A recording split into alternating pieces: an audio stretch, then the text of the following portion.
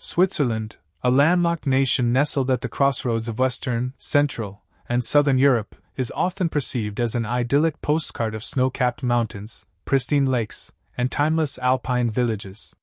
Yet, beneath its serene facade lies one of the most complex and fascinating geographic landscapes on the European continent, an intricate blend of natural barricades, geological marvels, and environmental contrasts that have played a defining role in the country's history, culture, economy, and identity. The heart of Switzerland beats within the embrace of three major geographic regions: the Alps, the Central Plateau, and the Jura Mountains. Each region brings its own character, its own challenges, and its own contributions to the Swiss narrative. The Alps, forming nearly 60% of the country's total area, rise dramatically to dominate the southern and eastern parts of the country. Towering peaks like the Matterhorn, the Dufferspitze, and the Jungfrau are not just iconic symbols of Swiss grandeur, they are barriers, protectors, and shapers of climate, migration, and even neutrality. These mountains are part of a mighty chain that stretches across 8 countries, but in Switzerland, they hold a special place. Here, they are both home and fortress. Formed over millions of years through tectonic collisions between the African and Eurasian plates, the Alps are geologically young, rugged, and dynamic. The constant movement beneath the Earth's crust has created a complex mosaic of rock formations, deep valleys, and alpine passes. Glaciers, remnants of the last ice age, still grace the higher elevations, though they are sadly receding, while rivers like the Rhone and the Rhine find their source in these frozen reservoirs. The Alps are not simply a wall of rock, they are alive. Their microclimates shift dramatically with altitude and orientation. On one side of a peak, one may find a lush valley with vineyards and mild breezes; on the other, a cold, windswept glacier with biting air. These variations in terrain and climate have historically isolated communities, fostering a sense of localism, dialectical diversity, and fierce independence. But they've also led to innovations of engineering, agriculture, and diplomacy, as Swiss communities found ways to thrive despite the geographical challenges. To the north of the Alps lies the Central Plateau, also known as the Swiss Mittelland. This region forms the economic, demographic, and political core of the country. Here, geography becomes gentler; rolling hills, fertile valleys, and wide river plains provide space for cities like Zurich, Bern, and Geneva. While it makes up only about 30% of Switzerland's territory, the Central Plateau houses roughly 2/3 of the population. The land here is more arable, allowing for agriculture to flourish in the form of dairy farms, orchards, and vineyards. And the smoother terrain facilitates transport, industry, and urban development, anchoring Switzerland's global financial and scientific prominence. What's often overlooked is that even in the relatively subdued topography of the Central Plateau, the land remains highly varied. Moraines left behind by retreating glaciers create hummocky ridges and depressions, while lakes like Lake Geneva, Lake Zurich, and Lake Neuchâtel punctuate the landscape with their shimmering expanses. These lakes serve as natural reservoirs, tourist attractions, and crucially, as balancing forces for regional climate.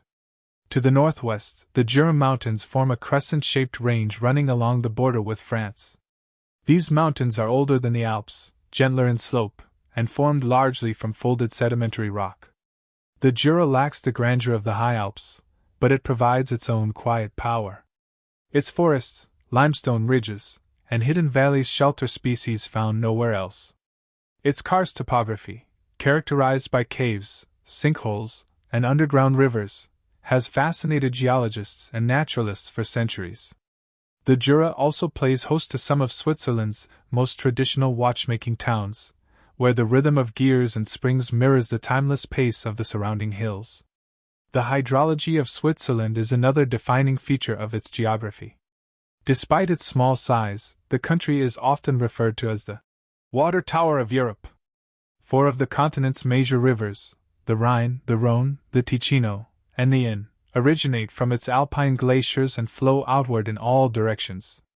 These rivers feed into the North Sea, the Mediterranean, the Adriatic, and the Black Sea, connecting Switzerland to distant shores and integrating it into the broader European ecosystem. The management of these waterways, from hydroelectric power to irrigation, flood control, and drinking water, has been a cornerstone of Swiss environmental stewardship. Climatically, Switzerland straddles several zones. In the north and west, maritime influences bring moderate temperatures and frequent precipitation. The fen wind, a dry, warm, downslope breeze, sweeps down from the Alps and can raise temperatures dramatically in the valleys. Southern Switzerland, particularly the canton of Ticino, lies in the influence of the Mediterranean, with palm-lined lakes and mild winters. The Alps themselves, with their altitude, create sharp gradients, from green alpine meadows below to perpetual snow above. These microclimates, in turn, support an astonishing biodiversity, everything from edelweiss and marmots to ibex and golden eagles. The careful protection of this diversity is woven into Swiss identity and law. Switzerland's borders are another element shaped by geography. It shares frontiers with 5 countries, France, Germany, Austria, Liechtenstein, and Italy, and yet it has remained politically neutral for centuries. Part of this neutrality owes itself to natural fortifications. The Alps create formidable physical boundaries, limiting the ease of invasion and historically sheltering the country from the major armies of Europe. The passes, such as the Gotthard, the Simplon, and the Great St. Bernard, are ancient arteries of trade and culture, but they are also easily defensible. Geography, here, does not merely influence policy, it enables it. Yet, Switzerland's geographic position has not made it insular. On the contrary, the country has become a crossroads of languages, trade routes, and international cooperation. The linguistic landscape reflects this. German, French, Italian, and Romansh all coexist as national languages, each rooted in a different corner of the terrain.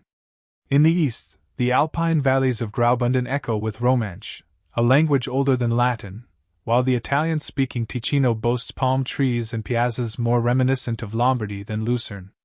In Geneva, French culture prevails, while in Zurich, the sounds of Swiss German fill the air. Geography also plays a critical role in Switzerland's famed transportation system. Mountain railways like the Glacier Express, the Bernina Line, and the Gotthard Base Tunnel, one of the longest in the world, are not only marvels of engineering but also necessities born of the country's rugged terrain. Where roads could not easily be laid, the Swiss dug, tunneled, and bridged their way through the mountains, creating a network that is both efficient and harmonious with the environment. Switzerland, though modest in land area and population, presents a profound paradox in human geography. A nation of towering isolation yet deep connection, of fiercely independent cantons yet a tightly knit federalism, of multiple languages and identities bound together within a singular alpine realm. This human geography, how people have settled, moved, governed, and shaped the land, is every bit as complex and remarkable as the mountains and valleys that contain them. With a population of just over 8.8 million people, Switzerland seems small when compared to its larger European neighbors. But population alone does not convey density, distribution, or diversity. What makes the Swiss population unique is where, and how, it lives. Geography dictates settlement patterns here with unusual force. Much of Switzerland's terrain, particularly in the high Alps, is inhospitable to large-scale habitation. Steep slopes, avalanche-prone ridges, and frigid plateaus render vast stretches of the country sparsely populated or entirely uninhabited. Consequently, human settlement is concentrated in select regions, narrow river valleys, the flatter areas of the Central Plateau, and the temperate foothills of the Jura. The Central Plateau, or Mittelland, is the beating heart of Swiss human geography. Though it occupies only around 30% of the total land area, it is home to roughly 2/3 of the population. This region, with its rolling terrain and relatively mild climate, provides fertile grounds for agriculture, easy transportation, and urban expansion. Cities such as Zurich, Bern, Basel, Lausanne, and Geneva all lie within or near this belt, connected by an intricate web of trains, highways, and rivers. Zurich, the largest city, is a global financial powerhouse. Geneva, headquarters of the United Nations and the Red Cross, stands as a symbol of diplomacy. Bern, the capital, strikes a balance of history and governance. Yet even within these cities, the Swiss identity defies urban homogenization. Switzerland's cities are not vast metropolises of sprawl and vertical density. They are compact, orderly, human-scaled. Zoning laws preserve green space. Historical cores are maintained with reverence. Public transport reigns over private congestion. These cities are designed not to overwhelm nature, but to complement it. And they reflect the meticulousness and civic pride of their residents. Outside the cities, the Swiss countryside is dotted with villages, farms, and alpine hamlets that speak to centuries of tradition. In mountain communities, chalets cling to steep hillsides, pastures are divided by centuries-old stone fences, and small churches mark the spiritual centers of valleys that once felt worlds apart from the cities below. Here, local customs persist with remarkable resilience. The ringing of cowbells in alpine meadows, the descent of cattle in autumn festivals, the maintenance of ancient irrigation channels, all speak to a human geography that is in deep dialogue with the land. But one of the most striking features of Switzerland's human geography is its linguistic and cultural diversity. For national languages, German, French, Italian, and Romansh coexist within the country's borders. This multilingualism is not merely symbolic. It is embedded in the very fabric of geography. Each linguistic group tends to be concentrated in distinct geographic regions. Swiss German is the most widely spoken, dominating the north, central, and eastern regions. French prevails in the west, particularly in the cantons of Vaud, Geneva, Neuchâtel, and Jura. Italian is spoken in the south, mainly in the canton of Ticino. And Romansh, the smallest and oldest of the four, survives in isolated valleys of the eastern canton of Graubünden. These linguistic divisions are not mere lines on a map, they are lived geographies. Cross a ridge or drive through a tunnel, and you may find the language of road signs, radio stations, and casual greetings changed entirely. Yet, this diversity has not bred division. On the contrary, it has fostered a culture of accommodation, mutual respect, and shared governance. The Swiss Confederation, with its roots in medieval alliances among alpine communities, has evolved into a federal state where cantons retain significant autonomy. Each of the 26 cantons has its own constitution, parliament, government, and courts. Education systems differ. Tax policies vary. Even cultural norms can shift subtly from one canton to another. This decentralized model is deeply geographic. It reflects a historical reality in which isolated valleys, once inaccessible for much of the year, developed their own systems of self-governance and mutual aid. Today, this legacy is preserved not just in law, but in daily life. The Swiss vote frequently, not just in national elections, but in cantonal and communal referenda. Civic participation is high. Local identity remains potent, even as national unity endures.